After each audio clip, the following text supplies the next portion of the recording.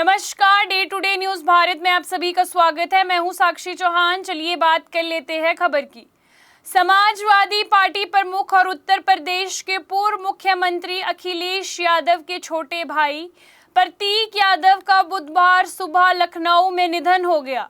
38 वर्षीय प्रतीक यादव की अचानक मौत ने यादव परिवार, समाजवादी पार्टी और प्रदेश की राजनीति को गहरे सदमे में डाल दिया है। शुरुआती जानकारी के मुताबिक वे पिछले कुछ समय से गंभीर बीमारी से जूझ रहे थे। बुधवार सुबह अचानक तबीयत बिगड़ने पर उन्हें अचानक अस्पताल ले जाया गया, लेकिन डॉक्टर उन्हें बचा नहीं सके। करीब 6 बजे प्रतीक यादव को लखनऊ के सिविल अस्पताल ले जाया गया। अस्पताल पहुंचने पर डॉक्टर ने जांच की, लेकिन तब तक उनकी धड़कन और नाड़ियां बंद हो चुकी थी। सिविल अस्पताल के मुख्य चिकित्सक अधीक्षक डॉक्टर के अनुसार जब प्रतीक को अस्पताल लाया गया तब उनकी स्थिति बहुत गंभीर थी और उन्हें मृत घोषित कर दिया गया। इस खबर के सामने आते ही अस्पताल परिसर और यादव परिवार में अफरा तफरी का माहौल मच गया।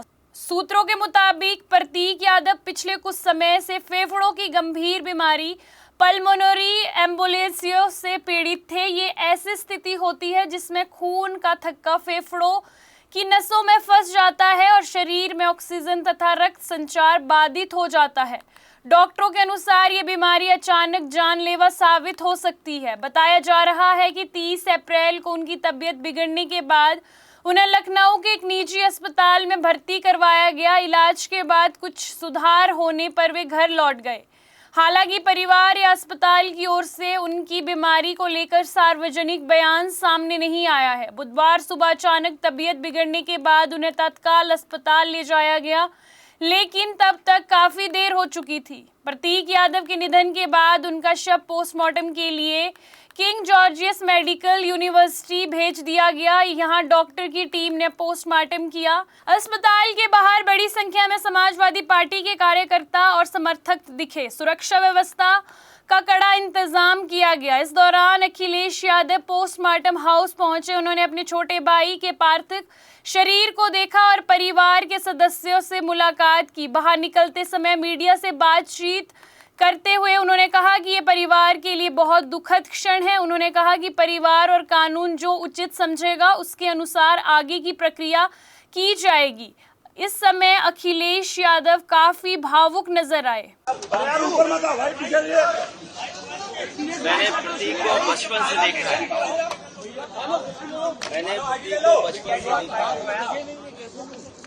आज वो हमारे बीच नहीं है, बहुत दुख है।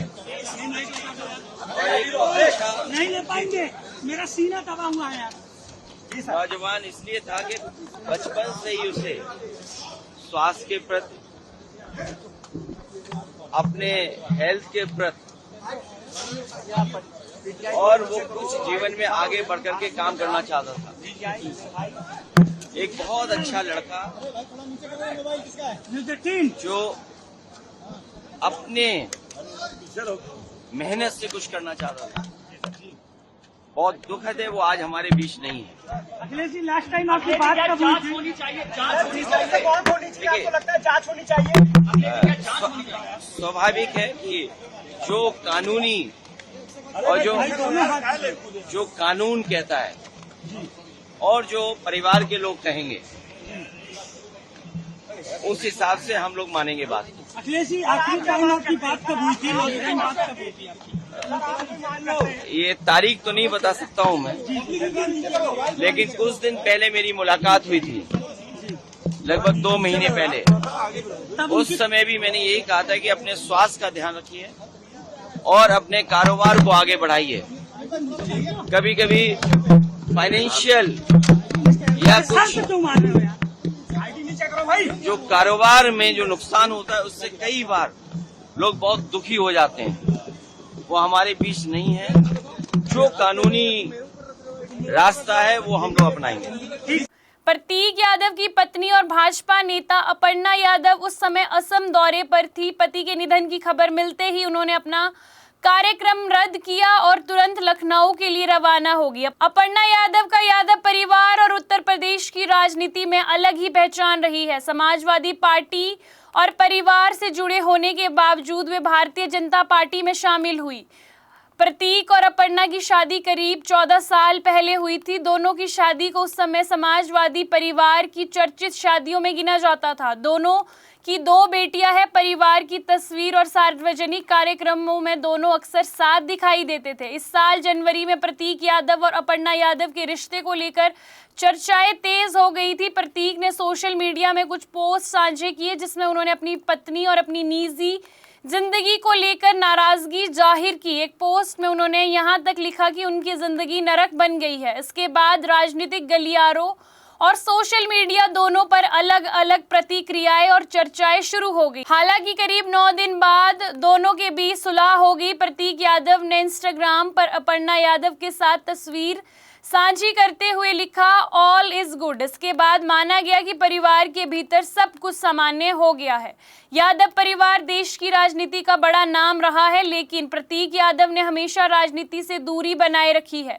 वे कभी चुनावी मंचों या पार्टी गतिविधियों में सक्रिय नजर नहीं आए। उन्होंने अपना ध्यान बिजनेस और फिटनेस इंडस्ट्री की ओर केंद्रित किया। प्रतीक यादव ने ब्रिटेन की यूनिवर्सिटी ऑफ लीड्स से पढ़ाई की। पढ़ाई पूरी करने के बाद उन्होंने रियल एस्टेट और फिटनेस सेक्टर में काम करना शुरू किया। लखनऊ में उनका एक जिम भी काफी लोकप्रिय है। फिटनेस को लेकर वे बहुत सजग रहते थे और सोशल मीडिया पर अक्सर वर्कआउट से जुड़ी तस्वीरें साझी किया करते थे। उनकी मौजूदगी और फिटनेस और स्वास्थ्य जीवन शैली को देखकर लोगों के लिए ये विश्वास करना मुश्किल हो रहा है कि इतनी कम उम्र में उनका निधन हो गया। प्रतीक यादव समाजवादी पार्टी के संस्थापक और पूर्व रक्षा मंत्री मुलायम सिंह यादव और साधना गुप्ता के बेटे थे। साधना गुप्ता की पहली शादी चंद्र प्रकाश गुप्ता से हुई थी। साल 1987 में प्रतीक यादव का जन्म हुआ। बाद में साधना गुप्ता और प्रकाश चंद्र गुप्ता का तलाक हो गया। इस दौरान मुलायम सिंह यादव और साधना गुप्ता के बीच संबंध की चर्चा शुरू हो गई। वर्ष 2003 में मुलायम सिंह यादव ने सार्वजनिक रूप से साधना गुप्ता से विवाह स्वीकार किया और प्रतीक यादव को अपना बेटा माना। इसके बाद प्रतीक यादव भी यादव परिवार का हिस्सा बन गए और सार्वजनिक रूप से वे भी सामने आए। प्रतीक यादव के निधन की खबर सामने आते ही राजनीतिक जगत में शोक की लहर दौड़ गई है। समाजवादी पार्टी के नेताओं और कार्यकर्ताओं ने सोशल मीडिया पर श्रद्धांजलि दी। उत्तर प्रदेश के मुख्यमंत्री योगी आदित्यनाथ सहित कई नेताओं ने इस दुखद घटना पर संवेदना व्यक्त की। समाजवादी पार्टी कार्यालय में भी शोक का माहौल देखने को मिला। कई वरिष्ठ नेता अखिलेश यादव के घर पहुंचे और परिवार को इस शोक भरी घड़ी से उभरने की हिम्मत दी।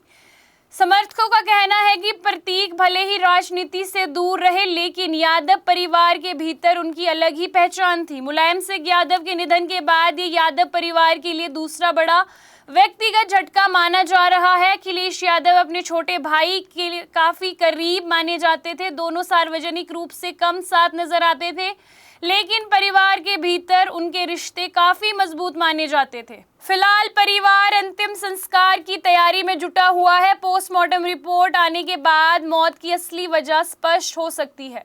वहीं पूरे प्रदेश में इस घटना को लेकर चर्चा बनी हुई है और लोग सोशल मीडिया के जरिए श्रद्धांजलि भी दे रहे हैं। आपको बता दें कि day to day news Bharat निष्पक्ष तरीके से पत्रकारिता करता है। हमारा कोई भी रिपोर्टर फील्ड में किसी से कोई उपहार या विज्ञापन स्वीकार नहीं करता और ना ही किसी को ब्लैकमेल करता। हम हमेशा दबे कुचले लोगों की आवाज़ बनते आए हैं और आगे भी बनेंगे। साथ ही हम लोकतंत्र के चौथे स्तंभ को मजबूत करने की कोशिश करेंगे। अभी के लिए फिलहाल इतना ही। देश दुनिया की तमाम खबरें जानने के लिए day to day news Bharat को देखते रहे। साथ ही हमारे चैनल को लाइक, शेयर और सब्सक्राइब करना ना भूलें। नमस्कार।